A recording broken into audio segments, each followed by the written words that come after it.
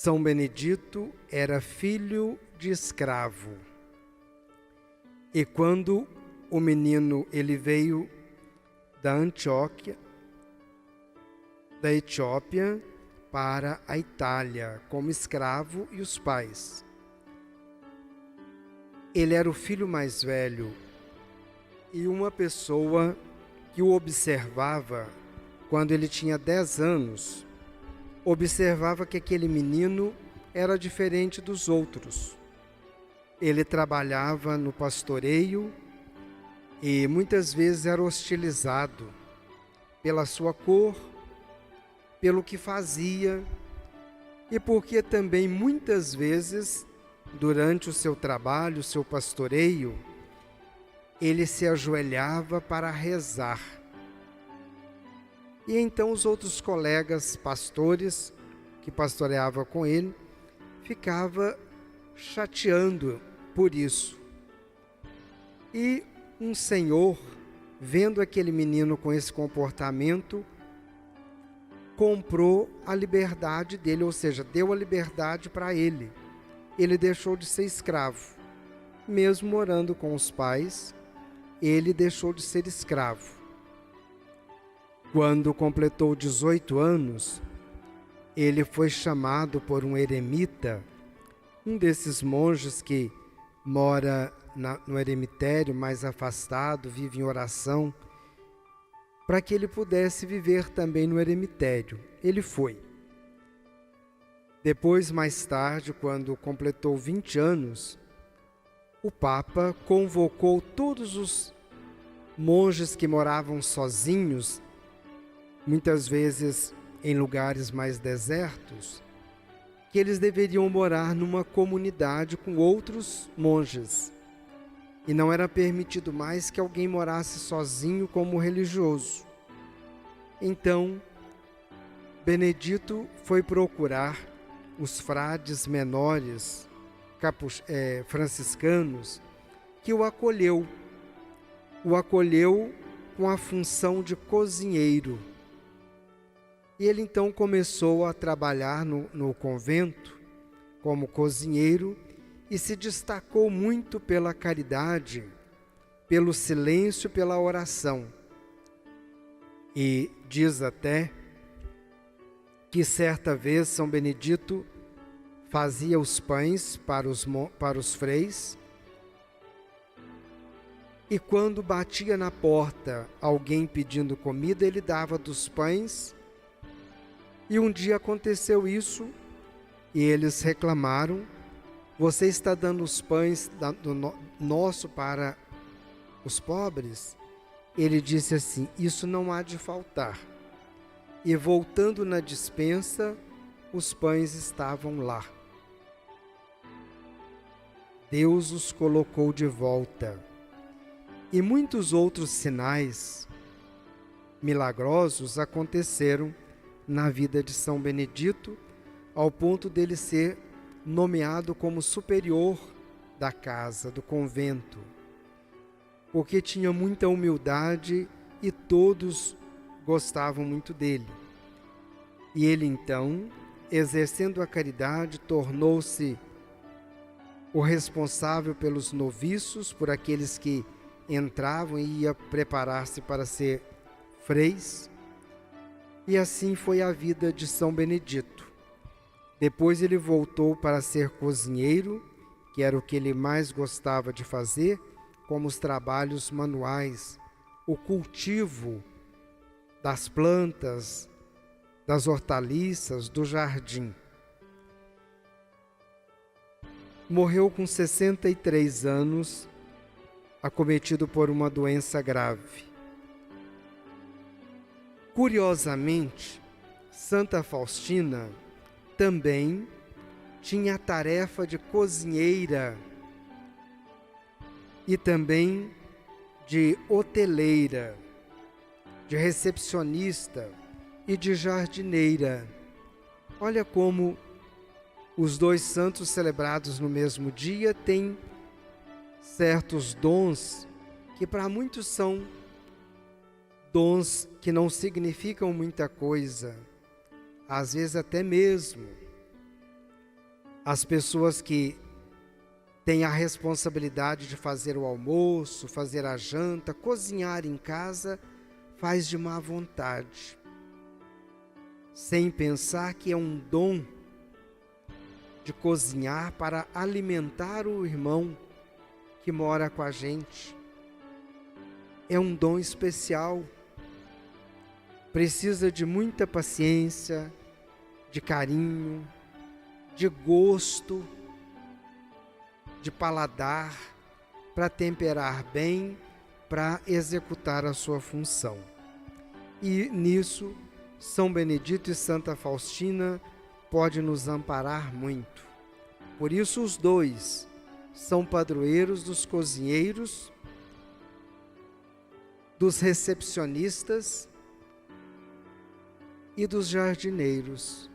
Santa Faustina também gostava muito de cultivar as plantas, as flores, e ver desabrochar uma flor. Para ela, o desabrochar de uma flor era o esplendor, o reflexo da misericórdia de Deus, seria como que o nascimento de uma pessoa. Então a gente vê aí tantas coisas bonitas e simples. Para ser santo não precisa fazer extravagância.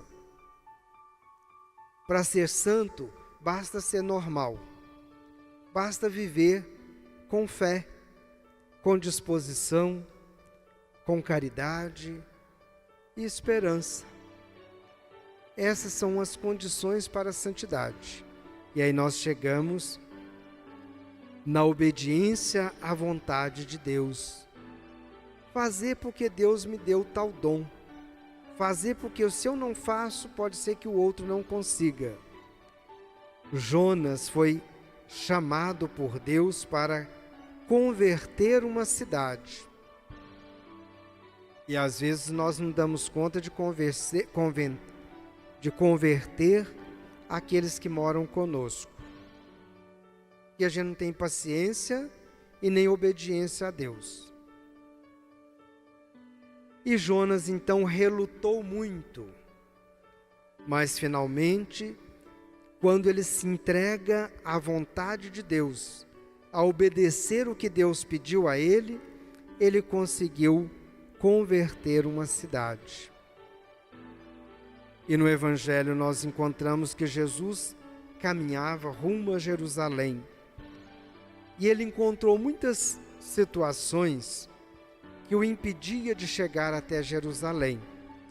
Ele foi expulso da cidade de uma cidade de Samaria.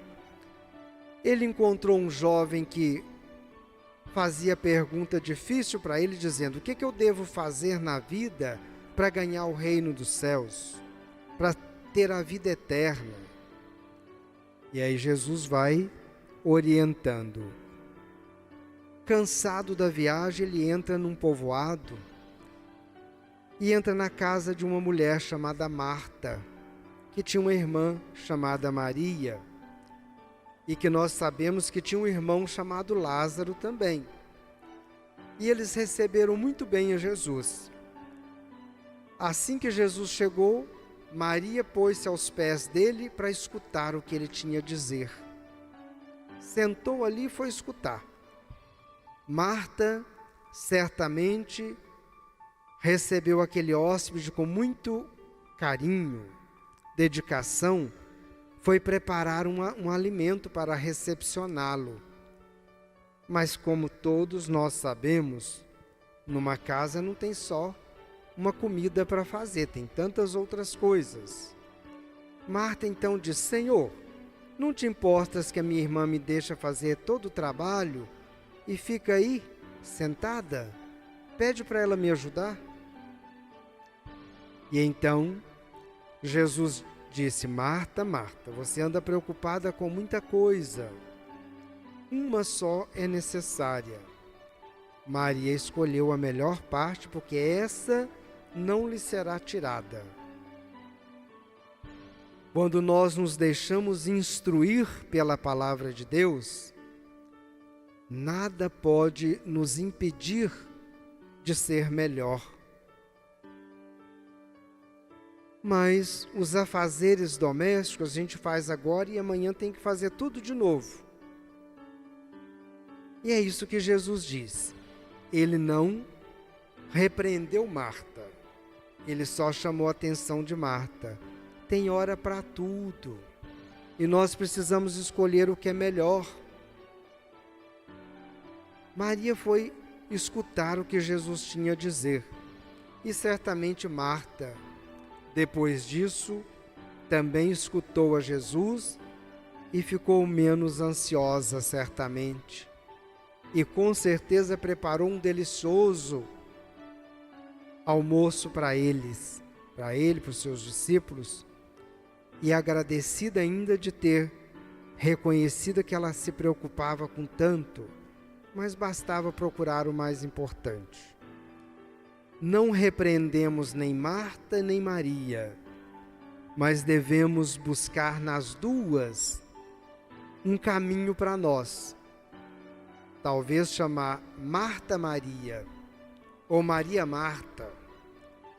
Temos que escutar a palavra de Deus e devemos também acolher o nosso irmão quando ele vem a nós, ou também ir a ele como Jesus foi à casa de Marta e Maria, que precisavam muito da sua presença. Com tantas pessoas, graças a Deus, a gente não sabe o motivo que cada um veio aqui, mas certamente atraído pela graça de Deus. Até mesmo sem muita vontade de ter vindo, mas mais por obrigação de dizer: meu irmão morreu e eu tenho que ir lá rezar por ele. Meu amigo morreu e eu tenho que ir lá rezar por ele. É obrigação. Mas foi o Senhor que te trouxe. E agora diz para cada um de nós, repetindo o nosso nome certamente, diz: uma só coisa é necessária, aquela que ninguém nos tira, a fé, o amor, a caridade, a dedicação para o outro e a busca da santidade. Que todos nós que estamos aqui, aqueles que nos escutam, nos acompanham através das redes sociais, possam ter guardado no coração essa palavra de Deus, como também o exemplo simples, humilde, discreto de São Benedito e de Santa Faustina. E com essa presença simples, humilde e discreta, toda a Igreja reconhece neles a santidade. Que nós também saibamos reconhecer nos nossos irmãos os dons de Deus e que nós cuidemos mais uns dos outros.